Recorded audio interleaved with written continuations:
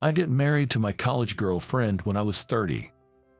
Working in the planning department at the headquarters of a luxury confectionery manufacturer, I had a decent income, and my wife became a homemaker after our marriage. We were living a comfortable life, and our relationship was good. I thought we would continue to have happy days like these. But life doesn't always go so smoothly.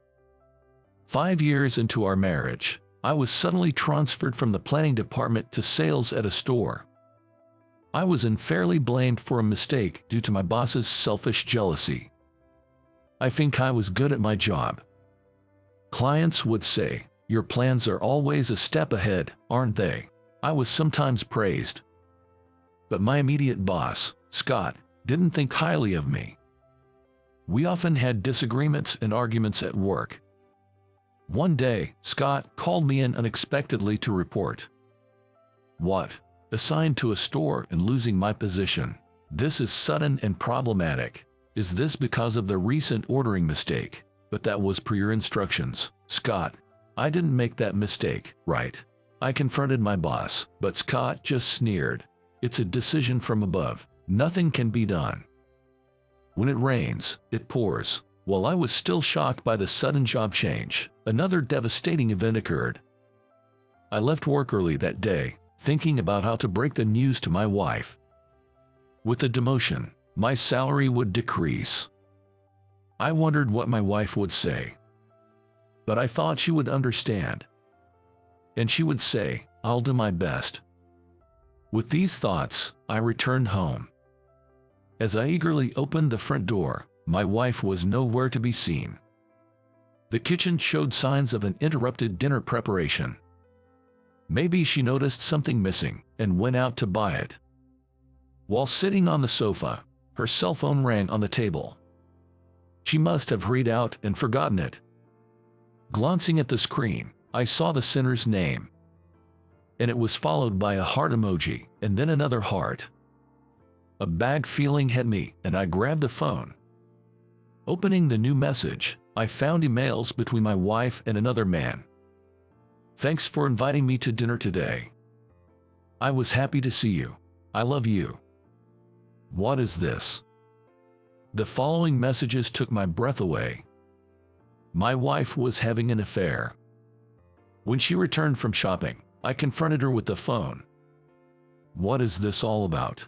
Her face turned pale, and she broke down crying. And that's how I ended up divorcing my wife. Her affair was with an ex-boyfriend, whom she reconnected with by chance at a shopping center. I could have demanded alimony, but honestly, I didn't have the energy.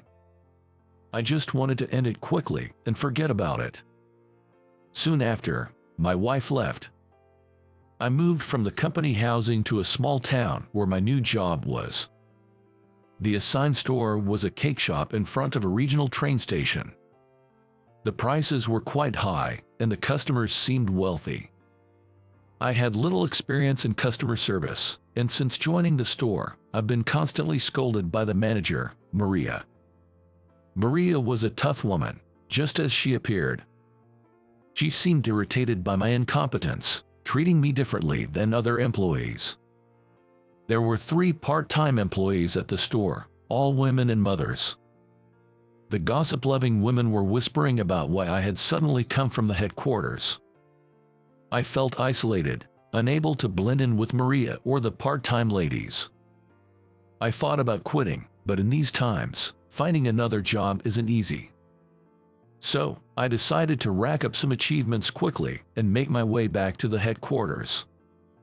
However, despite my determination, things didn't go smoothly.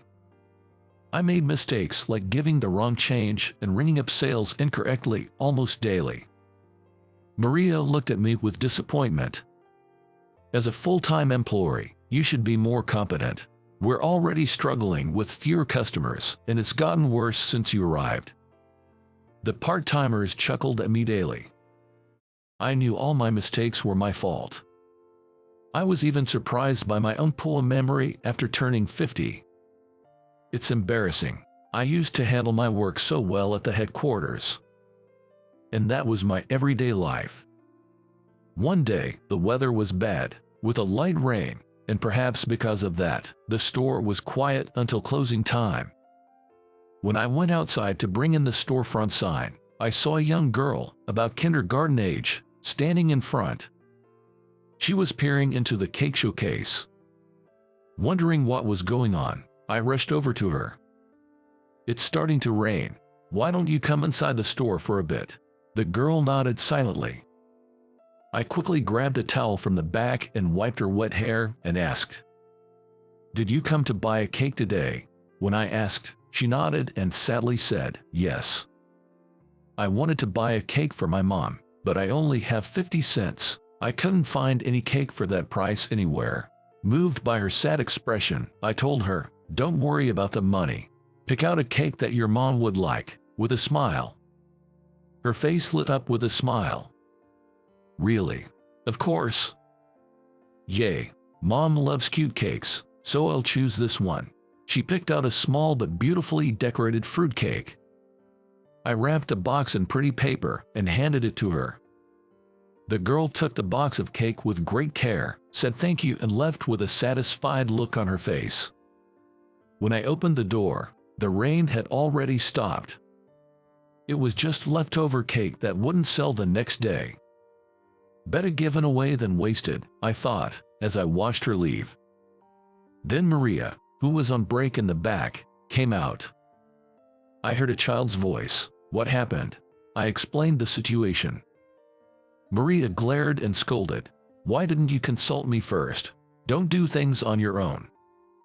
Since that day, Maria became even harsher with me, burdening me with menial tasks and reducing my time at the front. The part-timers continued to snicker at me. It was humiliating. I thought I'd rather be unemployed than continue this job. Just when I was contemplating quitting, I stumbled upon an article in a cake magazine. It featured a cake from our store. Reading carefully, it said, "My daughter was treated so kindly by a male employee at this cake shop. I was touched by his kindness, and the cake was delicious." Looking at the author's profile, they were a popular online cook, known for cute desserts and elaborate dishes, popular among women.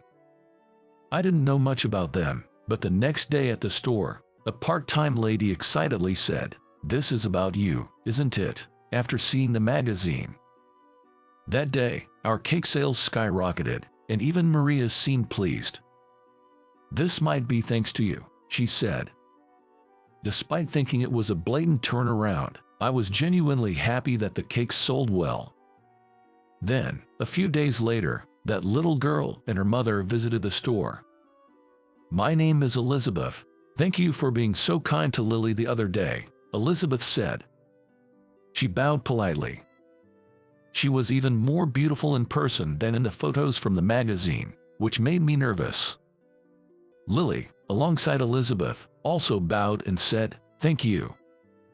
The employees, including Maria, who came to stand next to me, sparkled at Elizabeth's arrival. "Thank you for featuring our store in the magazine," Maria said to her. Elizabeth then replied, "Thank you. Last time, I only had 50 cents for a cake, right? I feel bad, so let me pay properly." She took out her wallet. "That's all right. Your feature helped increase our sales significantly. We should be thanking you." Maria laughed and answered. Elizabeth and Lily began visiting the store frequently, and I slowly started having conversations with Elizabeth. I found myself being drawn to her. But she was married. I forcefully suppressed those feelings. One day, Lily came to the store and invited me, "Come to Mom's cooking class. You can cook with us." Elizabeth was hosting a cooking class. Hesitating, Elizabeth, listening nearby, looked at me with pleading eyes and said, "Please come."